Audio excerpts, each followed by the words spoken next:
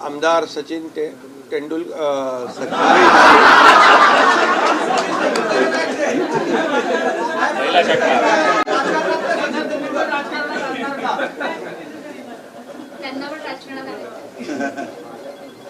त्यांनी पण आज षटकार मारलेला आहे सचिन अहिर यांनी, कारण 6 खासदारांनी षटकार ठोकले गेल्या आठवड्यात. आता 6 मतदारसंघामध्ये काही लोक जाऊन आले, त्यांचं सचिन अहिर यांनी षटकार मारून स्वागत केलंय असं मी म्हणतो. या ठिकाणी खरं म्हणजे चौकार षटकार सुरूच आहेत, राहतील आणि एक एक समोरची विकेट धडाधड पडत राहील. हा झाला आपला क्रिकेटचा भाग, जाऊ द्या गमतीचा भाग. परंतु सचिन अहिर हे 3 वेळा विधानसभेचे आमदार होते, आता विधान परिषदेचे आमदार आहेत, राज्यमंत्री होते, 7 विभागांचं राज्यमंत्रीपद त्यांच्याकडे होतं. गिरणी कामगारांचे नेते म्हणून त्यांनी काम केलं. अनेक युनियनमध्ये त्यांनी प्रमुख पदावर काम केलं. कोळीवाड्यांचं आज आपण पाहतोय, जो मूळ मुंबईकर भूमिपुत्र यांच्या प्रश्नांची जाण असलेले नेते म्हणून त्यांची ओळख आहे. अनेक सर्वसामान्य कार्यकर्त्याला, मिल वर्करला, कामगार क्षेत्रातल्या कामगारांना, कोळी बांधवांना, शिवसैनिकांना न्याय देणारा नेता म्हणून, आज त्यांची ग्रासरूटचा नेता म्हणून, ग्रासरूटचा कार्यकर्ता म्हणून सचिन अहिर यांची ओळख आज आपण पाहतोय. आणि खऱ्या अर्थाने त्यांनी आज विधान परिषद उपसभापती पदाचा फॉर्म भरलेला आहे. महायुतीचा फॉर्म भरलाय आणि महायुती आज मजबूतीने विधानसभेत आणि विधान परिषद दोन्हीकडे बहुमतात आहे. त्यामुळे ते उपसभापती म्हणून उद्याच होईल ना, उद्या त्यांची प्रस्तावाच्या माध्यमातून निवड होईल. आणि ते फक्त मुंबई पुरतं नाही तर महाराष्ट्रामध्ये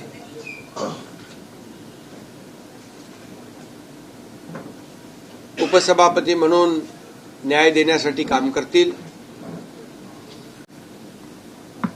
ते आल्यामुळे शिवसेनेची देखील ताकद मुंबईमध्ये, पुण्यामध्ये, महाराष्ट्रामध्ये, इतर ठिकाणी कामगार क्षेत्रात असेल, इतरही जे त्यांनी केलेल्या कामाचे विभाग आहेत त्याच्यामध्ये ताकद वाढेल. आणि खऱ्या अर्थाने ताकद वाढण्यापेक्षा एक कार्यकर्त्यांच्या पक्षामध्ये, शिवसेना हे कार्यकर्त्यांचा पक्ष आहे. मी नेहमी सांगतो, मी मुख्यमंत्री असताना देखील कार्यकर्ता म्हणून काम केलं, त्यामुळे हा कार्यकर्त्यांचा पक्ष आहे, कार्यकर्त्यांचा सन्मान वाढवणारा पक्ष आहे. आणि म्हणून अशा पक्षा म्हणजे माझ्यासोबत त्यांनी काम करण्याचा निर्णय घेतलेला आहे.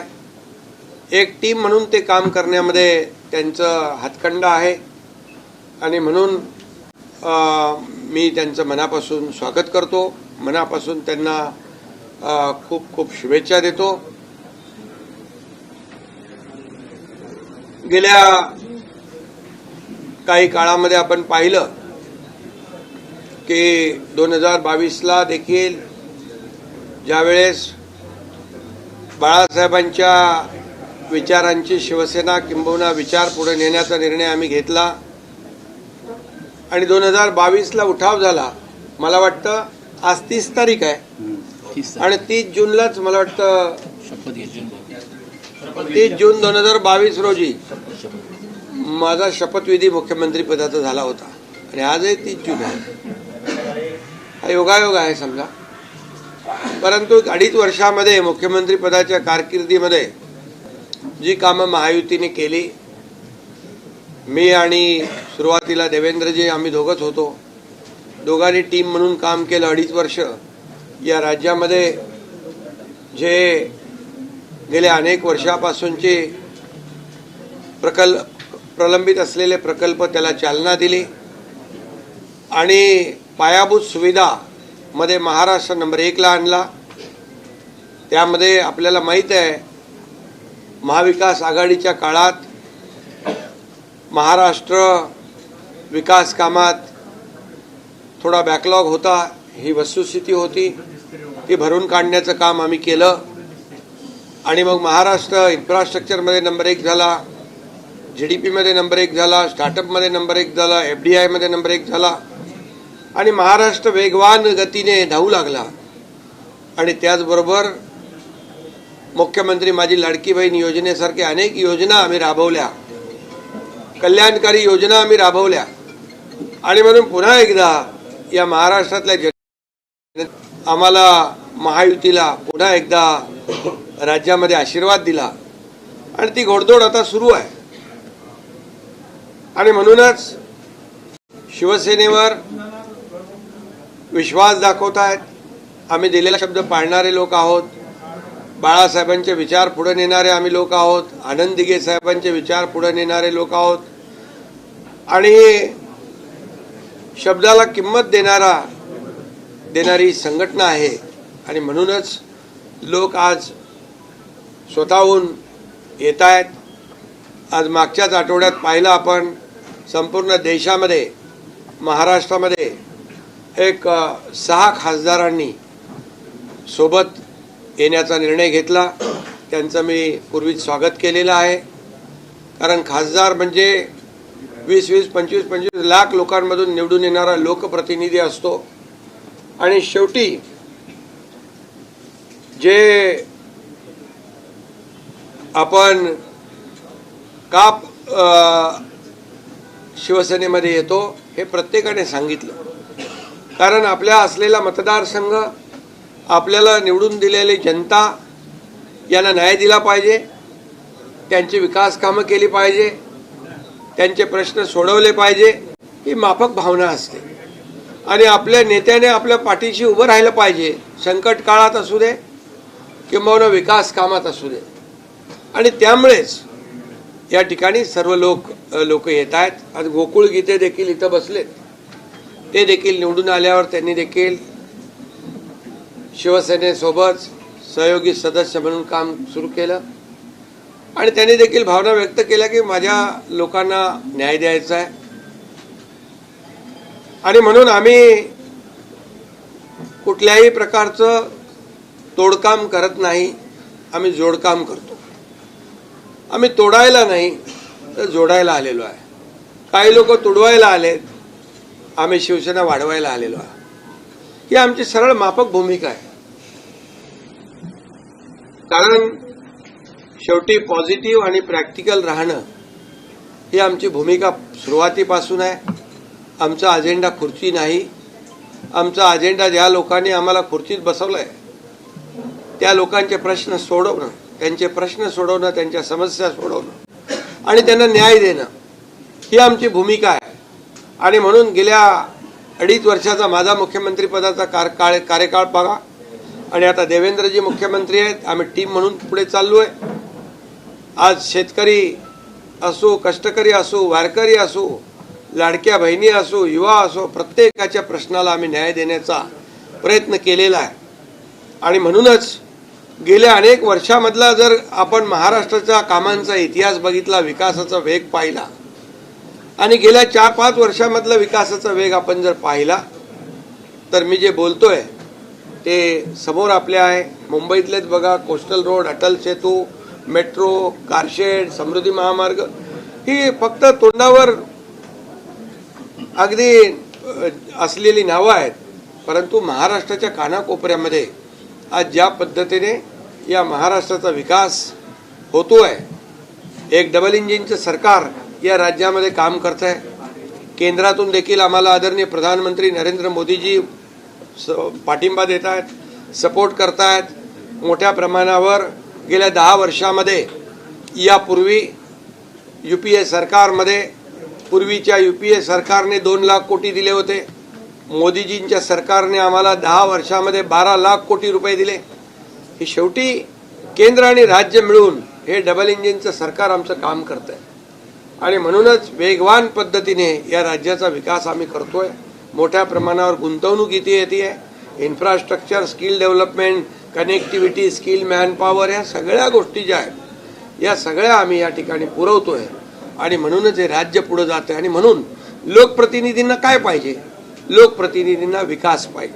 लोकप्रतिनिधींना त्यांच्या मतदारसंघातल्या लोकांना न्याय देण्याची आवश्यकता आणि त्यासाठी ते येत आहेत. आणि म्हणूनच काही लोक मग गेला की त्याच्याबद्दल काय काय चर्चा होती ती आपल्याला माहीत आहे. असेपर्यंत चांगला आपला तो बाब्या, दुसऱ्याचं ते कार्ट, असं जे काही सुरू आहे. आणि आताही काही लोक काय काय म्हणतायत त्याच्यावर मी काय बोलू इच्छित नाही. परंतु मी आपल्याला एवढंच सांगतो की आम्ही ज्या पद्धतीने पुढे जातोय, एक विकासाचा अजेंडा घेऊन आम्ही पुढे जातोय. सर्वसामान्य माणसाच्या जीवनामध्ये बदल घडवण्याचा एक निर्धार घेऊन आम्ही पुढे जातो. या महाराष्ट्राचा विकास अधिक जोमाने कसा होईल ही भूमिका घेऊन पुढे जातो. आणि म्हणून लोक येत आहेत, म्हणून लोक जॉईन होत आहेत. आणि म्हणूनच मी आज सचिन अहिर यांचं मनापासून अभिनंदन करतो आणि मनापासून त्यांना शुभेच्छा देतो. मगाशी माझं त्यांच्या तोंडून माझं सचिन तेंडुलकर असताना, खरं म्हणजे ते अष्टपैलू आहेत, बॅटिंग बॉलिंग सगळं करतात. ते गुगली पण सांभाळतो आणि गुगली पण सांभाळतो. आज गुगली टाकलेली आहे. त्यामुळे आज एक चांगला कार्यकर्ता ग्रासरूटचा आज सोबत काम करायला आलाय, त्याचं मी अभिनंदन करतो.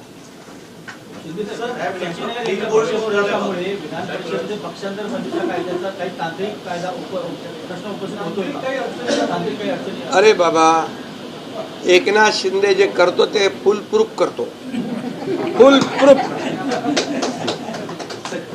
त्याच्यामुळे काही अडचण त्याच्यामध्ये नाही. आणि आपल्याला माहित आहे, मी आता काय त्याच्यावर खुलासा करू इच्छित नाही, परंतु जे काय काम आहे ते फुल प्रूफ आहे, चिंता करण्यासाठी.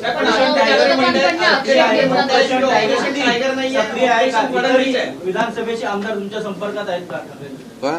ठाकरेंची विधानसभेतील इतरही आमदार तुमच्या संपर्कात आहेत का ऑपरेशन टायगर 3 च्या अंतर्गत? अरे पण आजच सांगितलं तर उद्या ब्रेकिंग काय तुम्हाला नंतर. ऑपरेशन टायगर नाही का ऑपरेशन देवेंद्र फडणवीस त्यांचे पंख छाटण्यासाठी हे सगळं सुरू आहे. मी एक तुम्हाला सांगू का, जी व्यक्ती देवेंद्रजींना ते मुख्यमंत्री असताना त्यांनी 2019ला माझ्या समोरची गोष्ट आहे, 50 फोन केले, एकही फोन उचलला नाही. आणि त्यांची भाषा काय होती, एक तर तू राहशील नाही तर मी राहीन,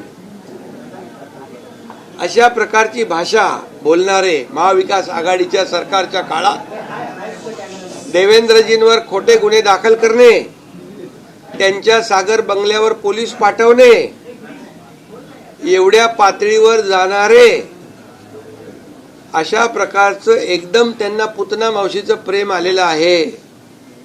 हे मगरमच्छ के आंसू आहे. देवेंद्रजी हुशार आहेत, त्यांना कळतंय सगळं.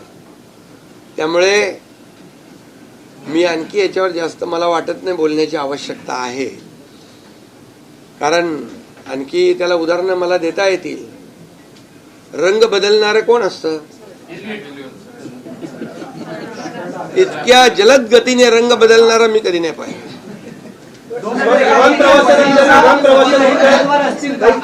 विमान प्रवासानंतर या चर्चा सुरू.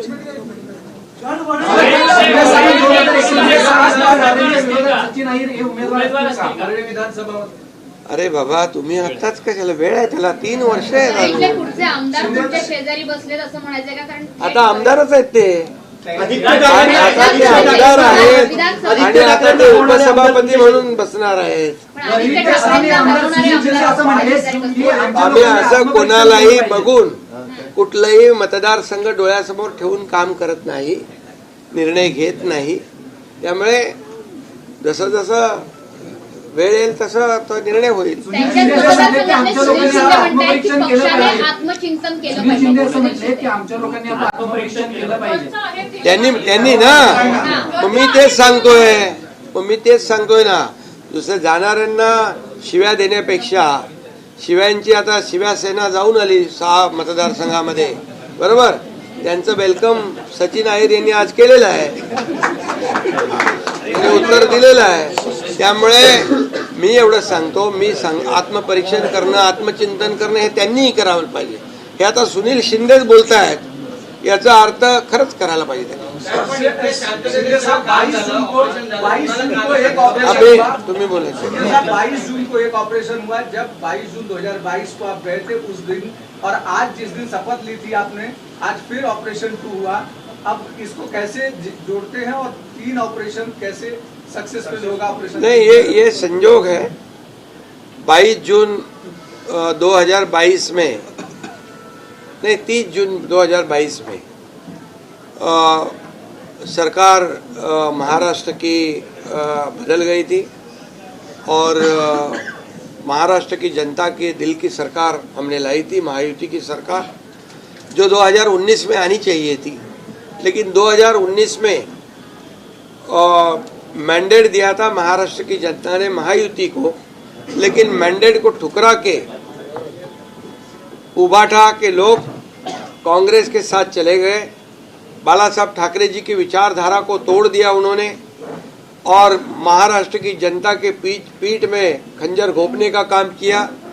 देवेंद्र जी के भी पीठ में खंजर घोंपने का काम किया 2019 में. और इसीलिए महाराष्ट्र की जनता का जो मैंडेट था महायुति की सरकार लाना, वो हमने लाया 2022 में और 2022 से ये काम शुरू हुआ है. आज भी 30 जून है, ये संयोग है. और इसलिए जो महाराष्ट्र की जनता चाहती थी वो काम पिछले, मैं मुख्यमंत्री था 2.5 साल तब भी किया हुआ. आज देवेंद्र जी मुख्यमंत्री है, हमारी टीम काम कर रही है.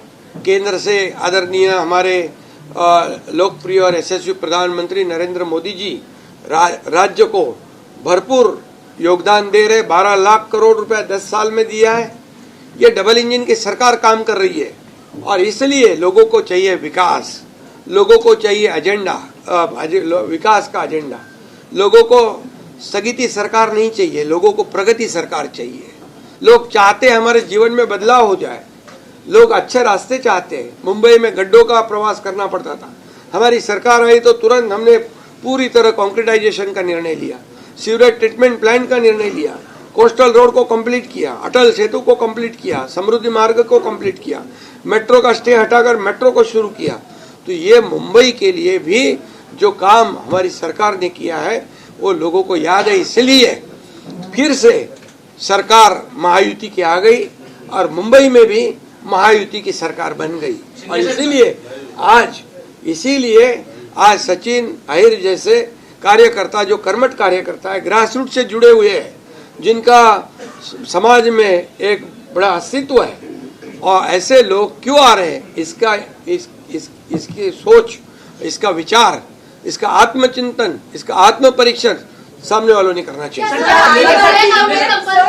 क्या यूपीटी पार्टी के और भी विधायक आपके संपर्क में है? ऑपरेशन टाइगर क्या अभी भी चल रहा है? अभी ये ऑपरेशन छोटे मोटे करते रहता हूँ मैं.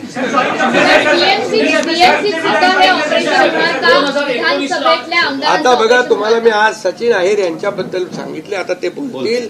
बाकी तुम्हाला नंतर सगळं हळूहळू, तुम्हाला आजच सगळं सांगितलं. 2019ला आदित्य ठाकरे निवडून आले, ते सचिन अहिर यांच्या मदतीमुळे निवडून आले. आज 4थ्या अॅनिव्हर्सरीला आदित्य ठाकरेंचा सगळ्यात जवळचा नेता आणून तुम्ही त्यांना अॅनिव्हर्सरी गिफ्ट दिलंय.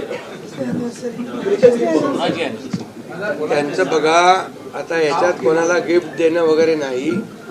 आता ते जे फिरून आले ना 6 मतदारसंघात आमच्या सगळ्या खासदारांना जे आलेल्या त्यांना शिव्या शाप देऊन आले, त्यांचं वेलकम सचिन अहिर यांनी आज केलं, एवढंच सांगतो बस. बाकी काय. भाऊ बोलतील जरा.